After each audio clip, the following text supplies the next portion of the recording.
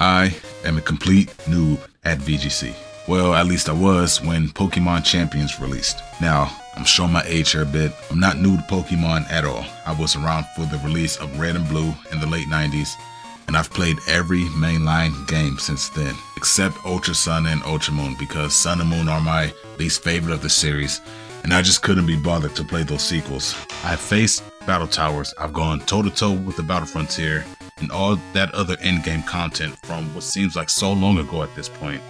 So I was already familiar with EVs and IVs, beneficial natures, breeding, competitive items, and movesets. So I felt pretty comfortable hopping into Champions, and let me tell you, once I got to Ultra Ball Rank 2, I was humbled. I'm talking BTA like my mom used to do to me when I stepped on the clean floors when I was a child. Hi, Mom. But anyway, it quickly became overwhelming. Now, from a casual perspective, I didn't mind the lack of items or the reduced decks because it allowed me to ease myself into the hell that I was about to face. I knew about life orbs, but what the heck is an assault vest? It gave me motivation to hop in. From playing bots in the first couple Pokeball ranks to going on streaks in Great Ball, I started thinking, man, this is going to be a breeze. Watching creators up to the release, I knew Weather Wars was going to be the meta, so I planned accordingly. Now, let me be clear. There are certain Pokemon I refuse to use. I'm not using Incineroar because everyone uses him like Bonnie Blue. I'm not using this thing because it just looks stupid. So I slapped together a rookie team and VGC vets, please don't cringe, of Milotic with the competitive ability, holding leftovers with the moves of Draining Kiss, Icy Wind, Muddy Water, and Life Dew. My MVP, Pelipper, holding a Focus Sash with the Drizzle ability, of course, with Tailwind, Hurricane, Wide Guard, and Weather Ball. And then another weather pairing with Mega Charizard Y with the Drought ability, with the moves Solar Beam, Heat Wave, Weather Ball, and Scorching Sands. Pairing him with Venusaur, I didn't know what to put on him, so I gave him a Miracle Seed, Chlorophyll ability with the moves of Sleep Powder, Energy Ball, Weather Ball, and Gunk Shot. And then my other MVP, Farigiraf, holding a Cobra Berry with the Armor Tail ability with the moves Trick Room, Psychic Noise, Dazzling Gleam, and Helping Hand. And then round it all off with my boy Snorlax, holding a Citrus Berry with the Gluttony ability. I needed him to eat the Citrus Berry as soon as possible with the moves Belly Drum, Body Slam, Rock Slide, and Zen Headbutt. Now, as I mentioned before, I was flying through the early ranks and even Ultra Ball 1. Then I hit Ultra Ball 2 and I didn't hit the wall. Rather, that wall hit me. I ran into crazy team comps that on one side of the coin, it was refreshing to see different mons besides Whimsicots and Sneaslers. But on the flip side, I didn't know how to deal with them because I had gotten so used to the most common Pokemon and tactics. I remember getting walled by a belly boat. I couldn't believe I got hit with a population bomb 10 straight times by a Mousehold. There was even a guy with the Fortress that used Skill Swap to switch its defense and attack stats and murdered my poor Pokemon with Explosion. I'm not gonna lie, I laughed at that one. But I was stuck on Ultra Ball for 2 days. My team building skills clearly weren't as good as I thought they were. I struggled to predict switch outs and that agonizing Protect move. Clearly, this wasn't for me. I put it down and decided to go back to whooping my kids in Super Smash Bros. On a daily basis. I gave up. Until I saw a video from Austin John Plays. Now I'm sure you guys are familiar with him, but if not, I highly recommend checking out his channel, especially if you're a Nintendo fan. His content is chef's kiss.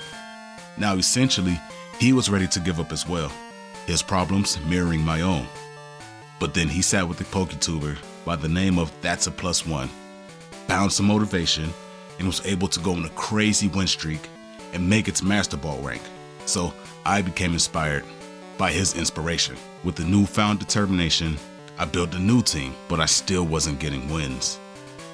My so-called championship team, quote unquote, consisted of Quackavile holding Mystic Water with the Moxie ability with Aqua Step, Baton Pass, Upper Hand, Swords Dance. Clefable holding Leftovers with Q-Charm with the moves of Follow Me, Protect, Encore, and Draining Kiss. Mega Tyranitar with Sandstream with the moves Crunch, Rock Slide, Body Press, and Ice Punch. And then Excadrill with the Choice Scarf with the Sand Rush ability with High Horsepower, Rock Slide, Poison Jab, and Iron Head. Heliolisk holding Bright Powder with the Sand Veil ability, Sandstorm, Volt Switch, Weather Ball, and Grass Knot. And then finally Komodo with the Citrus Berry with the Overcoat ability with the moves Dragon Pulse, Throat Chop, Clangorous Soul, and Orisville.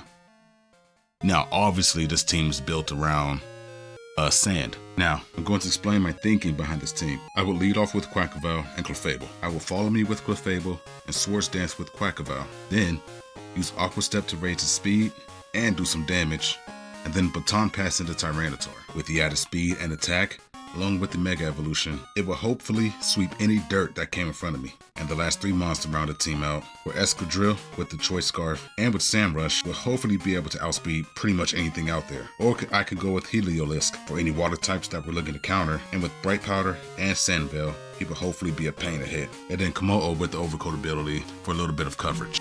Again, any VGC vets, please don't burn me at the stake yet. In the end, I found that this team was entirely too complicated and needed very specific things to happen in order to get a dub. So again, I had to go back in the lab and decided to go back with my original team that got me this far in the first place, but tweak it. I was finding very little use for Wide Guard and Pelipper, so I took that move off and gave it Rain Dance to surprise anybody that would think that when Drizzle wore off that I wouldn't be able to set up rain again.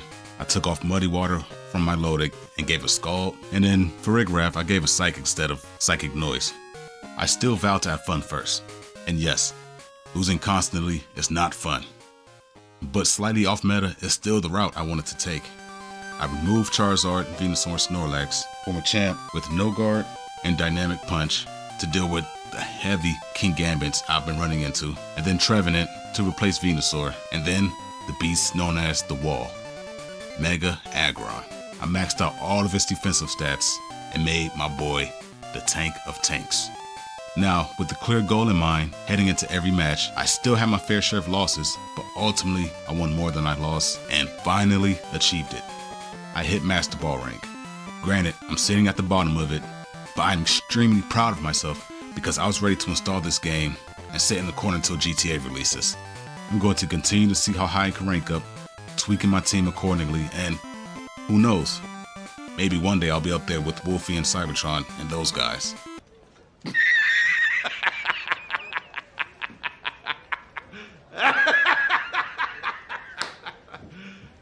You serious? Yeah, probably not. But the moral of the story is there's definitely a learning curve. But just like everything else in life, sometimes you have to hit the grindstone, no matter how daunting new things may be. And hopefully this message can be especially true to the wave of mobile players that are going to be jumping into the game this summer.